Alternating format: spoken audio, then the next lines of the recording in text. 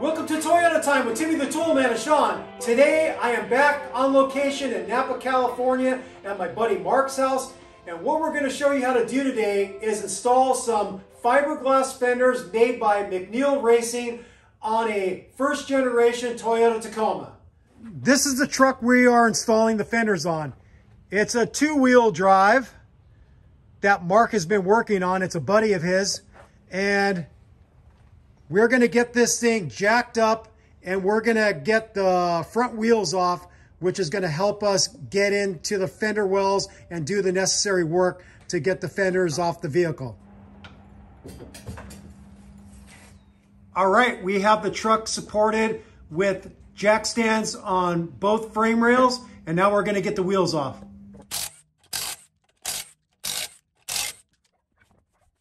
The next thing we're going to do is we're going to get the front bumper off because some of the bolts that hold the fender to the body are hidden behind the bumper. So we're going to get underneath the rig and undo all the fasteners and get the sucker off. We're underneath the vehicle. We're on the driver's side. We're going to disconnect the electrical connector to the turn signals on each side. Or you could just twist it and take the bulb out like Mark did. We're going to do the same with the passenger side. Now we're loosening the bolts that hold the bumper to the frame. There's two 14mm bolts on each side, and then there's a third one in the fender well that we'll show you. Here's that one I was talking about in the fender well.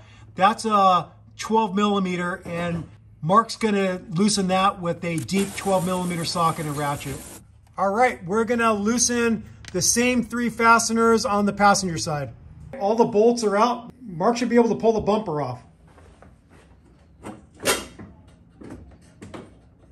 We did forget two plastic clips that holds the bumper to this small front cross member. So he's just using a Phillips screwdriver to loosen those. In theory, it's supposed to screw right out. The section that stays in there pulls right out. What Mark did is got a screwdriver under the center part of that clip and pried it out, and that's what you need to do to get them out cleanly without breaking them.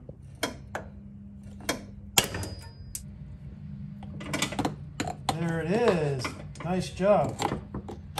All right, Mark's going to remove the bumper now. The next thing we're going to remove are these marker lights on both sides.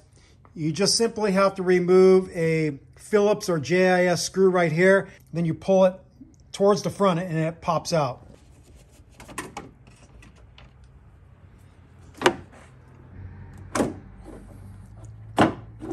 Then you just disconnect the electrical connector or just twist it and get the bulb out. There it is. We're going to do the same with the other side. There is a bolt hidden behind this piece right here, so we just have to pop this piece free right here so we can access that bolt for the fender. Simple as that, it just pulls free. Now we're moving into the fender well, and there's some bolts we have to loosen. So there's 10mm bolt here, another one here, and then a third one here. And then there's a series of plastic clips that hold this plastic fender liner to the fender. We have to separate those, and we're most likely just going to break those. With my experience, you can't get these things off clean. You just end up breaking them.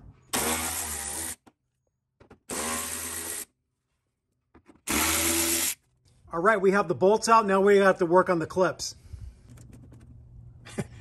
Yep, same thing from my experience. A lot of times I'll just grab a big pair of dikes and just cut those suckers off. Yeah, as part of this job, we're not going to reuse the fender liner, so it doesn't matter if we mangle these clips. There you go. That's the way to do it. Break those suckers off. So we're just going to continue working our way around and getting all these clips out of here so we can remove this black plastic fender liner. We think we have all the clips off. Mark's going to try to remove this thing.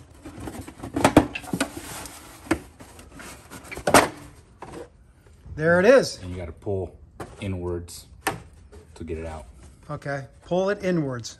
There's two bolts there that we have to release. That's near the passenger door. We're on the passenger side right now. We've got these two on the front that we have to release. We have this one here.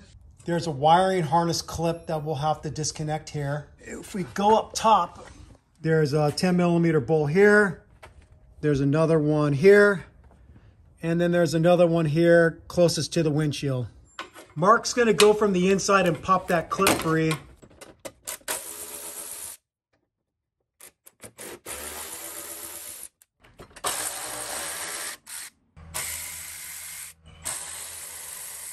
The one thing that I forgot to mention is the antenna on the passenger fender, so we have to deal with that. Is that stock or is that aftermarket? This one's got to be aftermarket. It's got to be aftermarket, huh? Pretty sure these still have the electric antenna. one, yeah. We're resorting to cutting this thing off. We'll show you on another vehicle what it's supposed to look like to be able to remove it. There's a nut that you can remove, and then the antenna will drop down into the fender well, but the nut was basically non-existent. It had rusted away and we can't get this sucker off. So we're going to take a cutoff wheel and zip the top off so we can get this out. See how here it's that chrome piece, and that chrome piece is what's supposed to spin off and allow that center section to fall straight through. We finally got that sucker out. We just took a drill bit and drilled straight on through it to get it disconnected. Let's go over to another truck and show you how it's supposed to be able to be removed the easy way.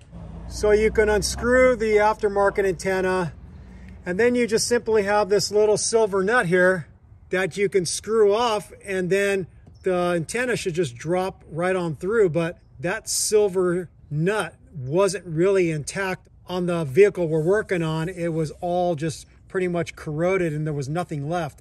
And that's what made it so difficult to get the sucker off. With the antenna out of the way, we're gonna remove the last 3 bolts on the top side.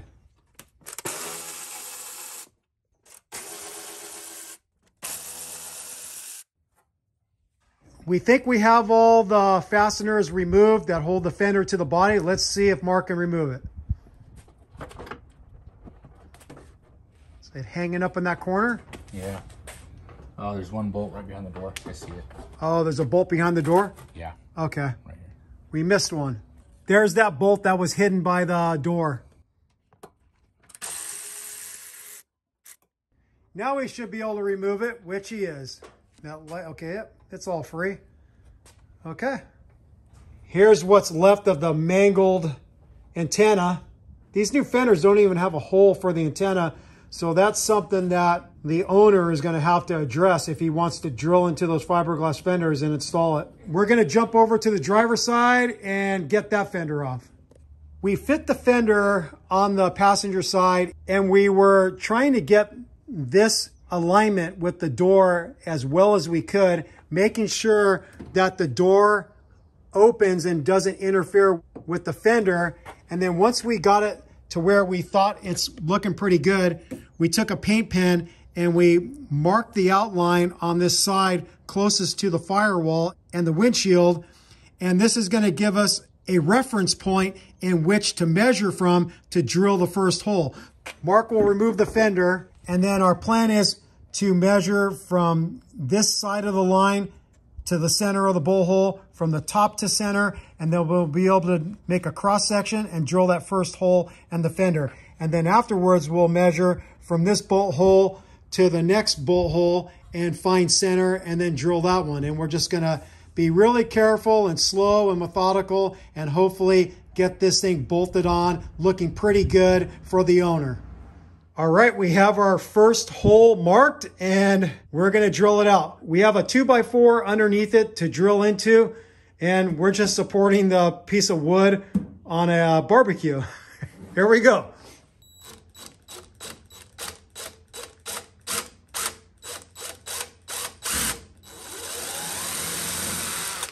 We drilled a very tiny pilot hole. Neither of us have actually worked with fiberglass that much, so we don't even know if it's a smart move to center punch it, because will you fracture the fiberglass by doing that? So we're choosing not to use a center punch on this, and we're just starting with a small pilot hole, and then we're going to progress up to the size hole we need to be able to get the bolt into the fender.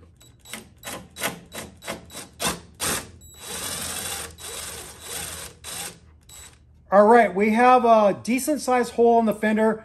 We're going to take it back over to the truck and just see if we can look down in there and see the threads of the bolt hole. Our measuring looks really good.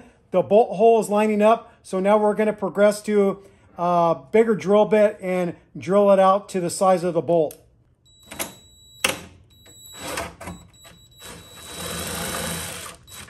All right, you get the idea. We're just going to slowly progress up in size for the drill bits till we can get the bolt in. All right, we've got the hole drilled big enough for the bolt. We're going to bring this back over to the truck and get this first bolt started.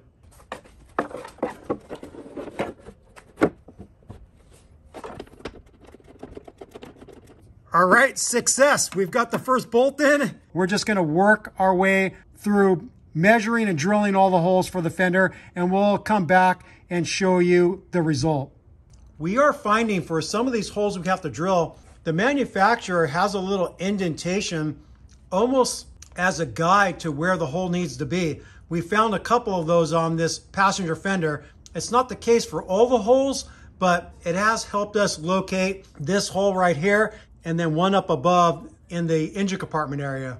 We've got the fender 90% bolted to the body. There's two that we haven't affixed. This one right here, you can see this huge gap. We're gonna leave this for the body guy that the owner uses to paint the truck.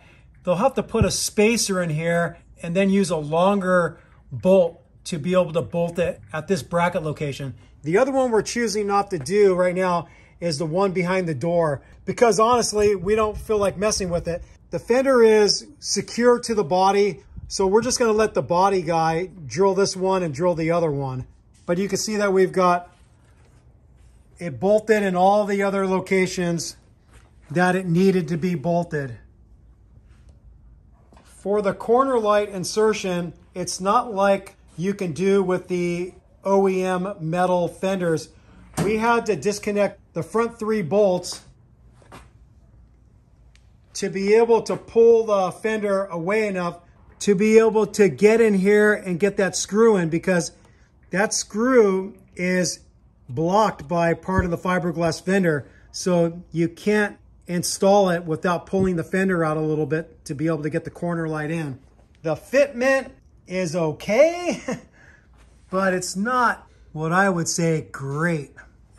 You can see that we got the proper gap here with the headlight, but when you look here, you can see a pretty sizable gap here. So I think the manufacturer could have done a little bit of a better job for the corner light part of the molding. But looking straight on, it looks fine. It just doesn't look so great when you get right up on top. You can see huge gap. We've got the driver's side one on, and we're pretty damn happy with how this turned out. The molding on these fenders isn't like exactly perfect. There's some waves in it, especially right here in this section where it interfaces with the engine compartment side. The mold was kind of folded up, and so it was a little bit hard to get the right fit. But with 2 people working together and making accurate measurements, we were able to get this thing on pretty well. Like I said on the other side, this is one area where I think the company could have did a little bit better to get a much better fit with the corner lights, but it is what it is. Maybe the body guy that the owner of the truck uses to paint it can maybe do something about that, who knows. The other thing we're looking at is how the hood looks in relation to the fender. This is the passenger side. We got a pretty good gap. It does come really damn close to the front corner here, so we might have pulled this front corner in a little too far, but the rest of it looks good on this passenger side. And then we noticed that we do have a little bit bigger of a gap right here, but this is where the molding of the fender was a little bit tweaked, and we did the best job that we thought we could to get this in as far as we could. And you can see that this is aligned really nice here, and it's aligned nicely with the door, but could we have pushed it in further? I'm not so sure based off of how they molded the fender. And then it is coming really close here. We could open up the hole a little bit and pull this way just a little bit more, but I think we're just gonna leave it as is and let the body guy deal with that. So we're done.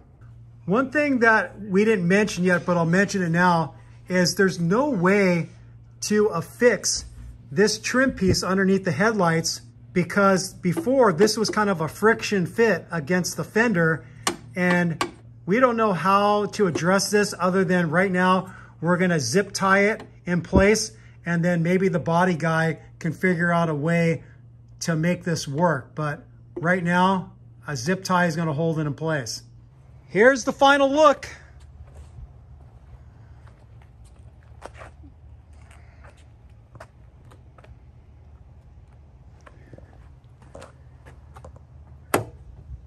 Nice, okay.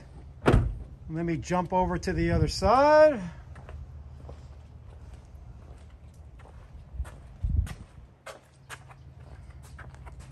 Okay.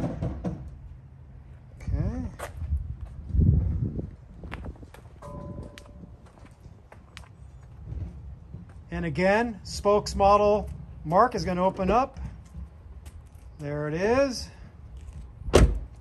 All right, we are all done with this job. You just saw Mark and I install some McNeil Raccing fiberglass fenders on a first generation Toyota Tacoma. The one thing that I could say is that old mantra, measure twice, drill once. Were we perfect on all the holes? No, we weren't. We had to wallow out some of them. We had to re-drill some of them, but the end result looks pretty damn good, and we're both very satisfied with the install job we did for Mark's buddy. So for your install, I highly recommend you get someone to help you. Doing this all by yourself is asking for disaster. You really need someone to hold the fender in place while you take your measurements and get it lined up the way you want it to look. By yourself, you're just going to be fighting yourself, and you're going to have a much harder time.